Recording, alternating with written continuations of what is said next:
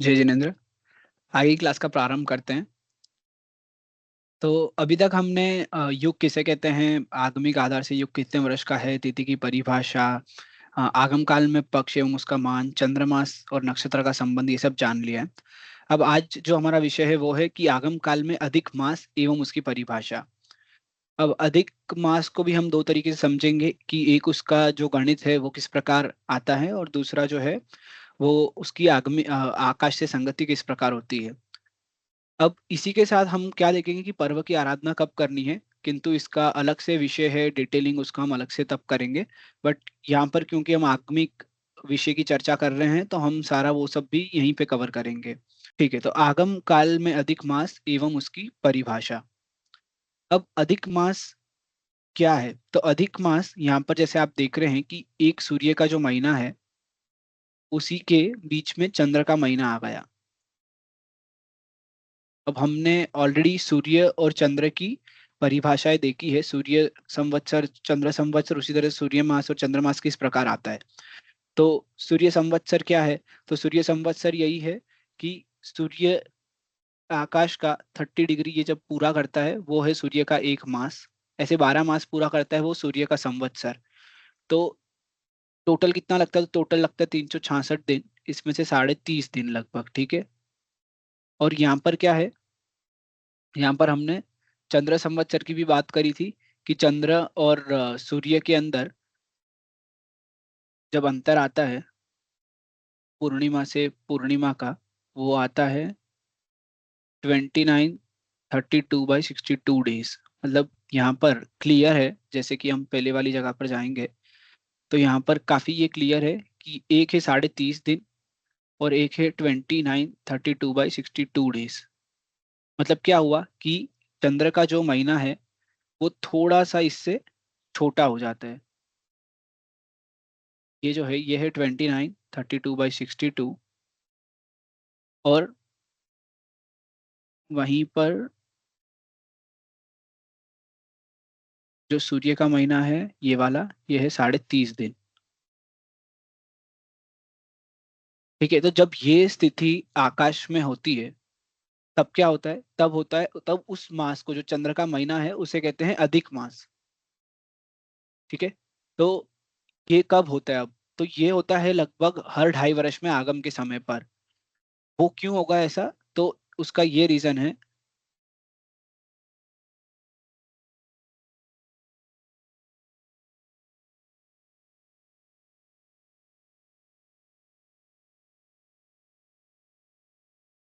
यहाँ पर आप देखेंगे तो ये सूर्य मास और ये चंद्र मास, मतलब जो हमने पहले डिस्कशन किया था कि युग प्रारंभ पर सूर्य पुष्य में है, चंद्र अभिजीत में है, और दोनों का प्रारंभ साथ में हो रहा है। अब यहाँ पर क्या हो रहा है आप देखेंगे तो ये धीरे धीरे आगे बढ़ रहे हैं, पर ये यहाँ पर टच हुआ कि यहाँ पर सूर्य मास प्रारंभ हुआ, इससे कुछ पहले चंद्र मास प्रारंभ हो गया।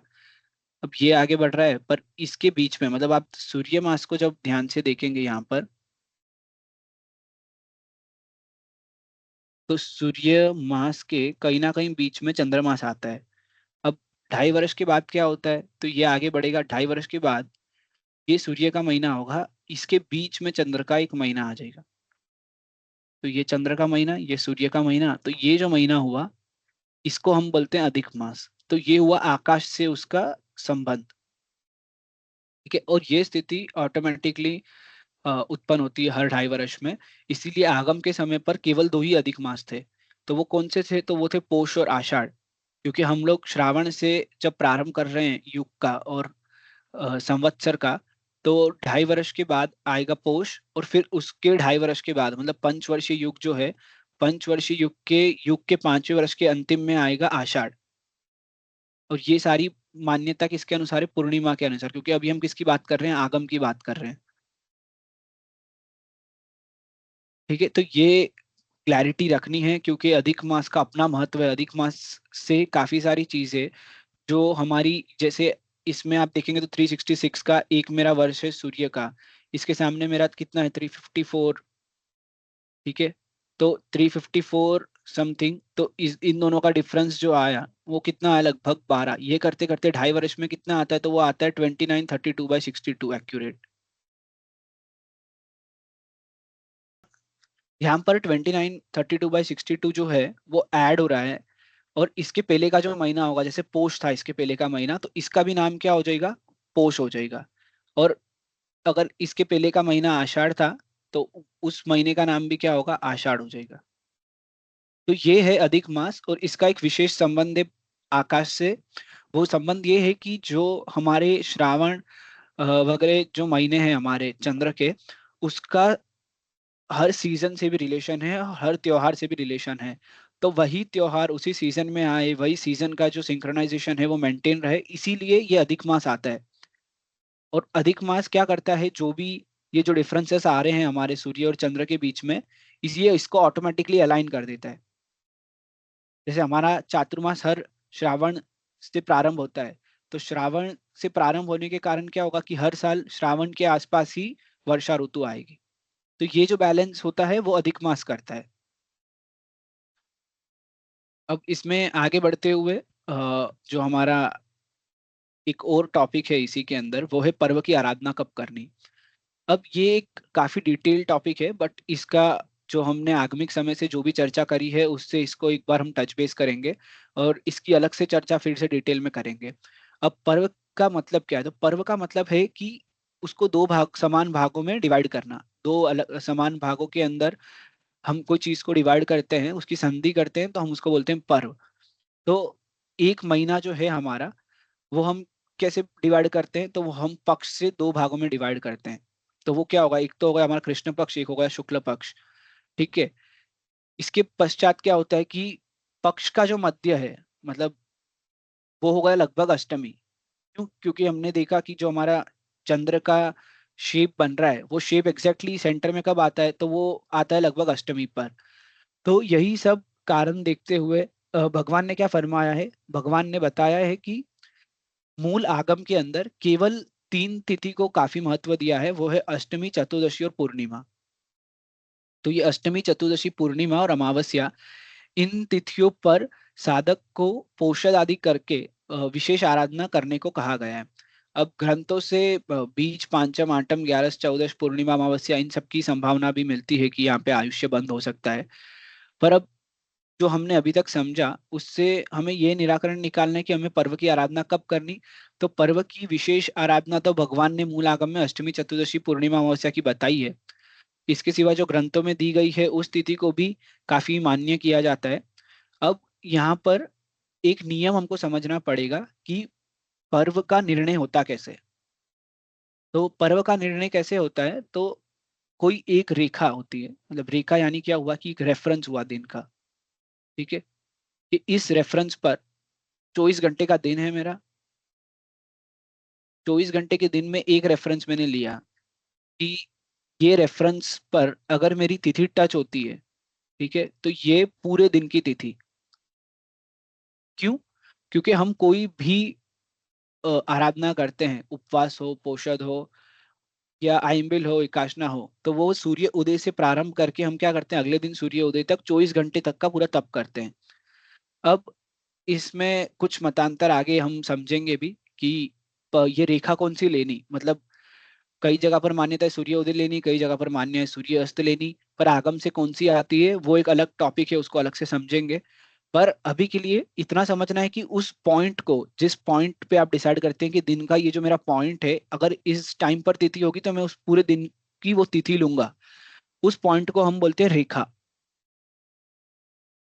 और सरल शब्दों में इंग्लिश में हम बोल सकते हैं रेफरेंस पॉइंट। ठीक है। तो रेफरेंस पे जहां पर मेरी तिथि होगी वो उस दिन की तिथि होगी। अब इंटरेस्टिंगली क्या है कि ये जो रेफरेंस पॉइंट है, ये भी हर 24 आवर्स में रिपीट होगा। जैसे अगर आज मैंने यदि सूर्योदय का रेफरेंस लिया, तो अगले सूर्योदय पर फिर से वो रेफरेंस होगा, तो उस टाइम पर जो तिथि होगी उस दिन की तिथि होगी। अगर किसी ने सूर्यास्त रेफरेंस लिया है, तो आज के सूर्यास्त से अगले सूर्यास्त पे लगभग 24 घंटे का फर्क आएगा। इसी प्रकार दिन की कोई भी रेखा हो सकती है, जैसे प्रथम प्रहर की रेखा है, तो अगर मेरी 9:30 को आज पोरसी आती है, तो अगले दिन भी लगभग 9:30 को ही वो पोरसी आएगी, तो ये मेरे रेफरेंस हो गए। पर कई बार क्या होता है, हमने आगमिक समय में समझा कि क्या हो सकती है, तिथि क्षय हो सकती है। तो तिथि क्षय का मतलब क्या है कि 24 आवर्स है, और हमारी तिथि कितनी थी, तो 29 32/62 मुहूर्त की थी। मतलब क्या हुआ, 23 घंटे 36 मिनट, वो लगभग इसी में आया जाएगा। तो इसने इस दोनों रेफरेंस पॉइंट को टच नहीं किया। तो इसको क्या बोलते हैं? इसको बोलते हैं तिथिक्षय। ठीक है, तो आगम में क्या हो रहा था? केवल तिथि क्षय हो रही थी। तो अष्टमी का यदि क्षय होगा मतलब क्या होगा? तो ये हो जाएगी शांतम, ये हो जाएगी नम। ठीक है, मतलब क्या हुआ? अष्टमी का क्षय हुआ, तो अष्टमी का क्षय होने से इसकी आराधना पूर्व दिन करनी। इसी प्रकार यदि चतुर्दशी का क्षय है, तो जब हम आगम में पंचांग में लिख रहे हैं 13, तो उसी दिन मेरे को चतुर्दशी की आराधना करनी। अब पूर्णिमा या अमावस्या का क्षय आए तो क्या होगा? तो पूर्णिमा का क्षय आने पर उसकी आराधना चतुर्दशी के दिन करनी, और चतुर्दशी की आराधना 13 के दिन करनी, क्योंकि एक मुख्य ये नियम भी याद रखना है कि भगवान ने चतुर्दशी, पूर्णिमा, अमावस्या ये साथ में बताया है। अब इसका अर्थ है कि इसमें उपवास युक्त पोषण करने का कहा है, मतलब बेला करना है। तो कहीं पर शय हो तो ये नहीं समझना कि शय हो गई तो हम केवल एक की आराधना करेंगे। तो ये बहुत इंपॉर्टेंट है कि दोनों की आराधना होनी बहुत आवश्यक है। तो और वो दोनों दिन भी साथ में आने चाहिए। ऐसा नहीं है कि आज मैंने चौदश की आराधना कर ली, कल एक दिन गैप कर लिया और फिर मैंने पूर्णिमा की आराधना कर ली, क्योंकि चौदश पूर्णिमा भी कंटिन्यूएशन में आते हैं। तो इसी कारण से जो हम आगे जब डिस्कस करेंगे डिटेल में कि रेखा किस प्रकार देखनी है, रेखा का किस प्रकार चयन होता है, और उसके बाद उसके आगम पाठों के साथ संगति क्या है, तो कौन सी रेखा सबसे आगम के नजदीक है, ये सब हम चर्चा करेंगे। और भी पर्व के अंदर काफी चर्चा करेंगे। बट केवल ये बताना था कि शई में पूर्व दिन आराधना होती है। जो पिछले दिन की तिथि है उसके उसके अंदर ही उसकी आराधना हो जाती है, क्योंकि उसी दिन चंद्र की कला भी मिलती है हमेशा। अब क्योंकि हम ये कॉन्सेप्ट समझ रहे हैं तिथि का, तो हमेशा चंद्रकला से संगति बनाए रखनी है तिथियों की। तो और हमारी आराधना हो सके तब तक मैक्सिमम उसी चंद्रकला में होनी चाहिए, तभी उस आराधना का तिथि से संबंध होगा और तिथि का चंद्रकला से संबंध होगा।